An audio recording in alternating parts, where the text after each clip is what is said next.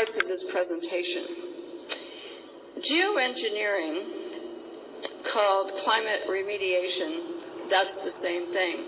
Climate remediation does not mean that someone's going to do something about your climate and stop droughts and stop floods or do something drastic. Climate remediation means solar radiation management. It means that we're going to put up particles and chemicals like sulfur or aluminum oxide, which are supposedly going up to reduce the amount of direct sunlight reaching the Earth.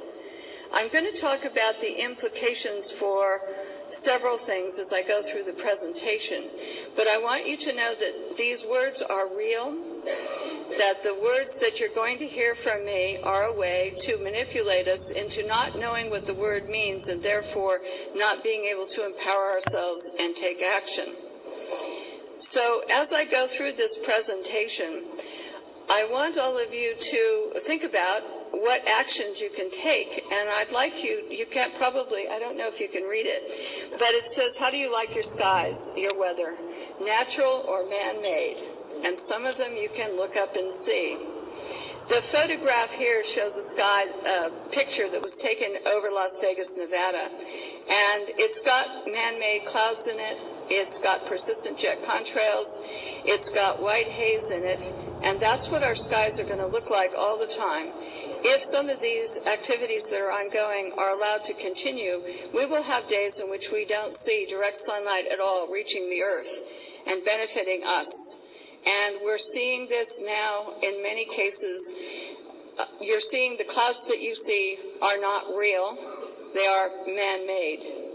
And the jets, according to everything we know, the jets produce these types of clouds. And these types of clouds, NASA, the U.S. government, many agencies, Stanford University studies, all talk about as being man-made clouds. In other words, they're not formed by real weather fronts coming in and in other words, the real climate cycle. So they're man-made. So some of what you're going to see in the skies from now on are man-made, and you will be able to identify and talk about them.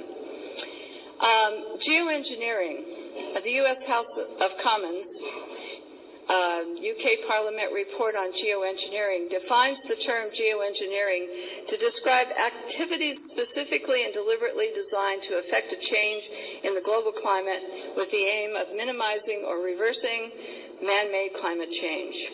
This was their report on March 10th, and this is in 2010. This was last year. The U.S. House of Representatives Science and Technology Committee met and held hearings in 2009 and in 2010 on geoengineering. It was not broadcast on C-SPAN. It was not broadcast by the media. The media didn't cover this issue, but I certainly was aware of it and started to talk about geoengineering. Right now, the U.S. House of Representatives and the UK Parliament are working together. They signed an agreement. The agreement is online, and you can read it. All of these documents are on my website, agreeing that they were going to go forward and work on global geoengineering governance. What I want to say about global geoengineering governance is that they're talking about doing experiments, putting chemicals, particles, ocean iron fertilization, many schemes in order to reduce the amount of direct sunlight reaching the Earth, or to create, in ocean iron fertilization, fake algae blooms, which is harmful. They know it's harmful to the oceans.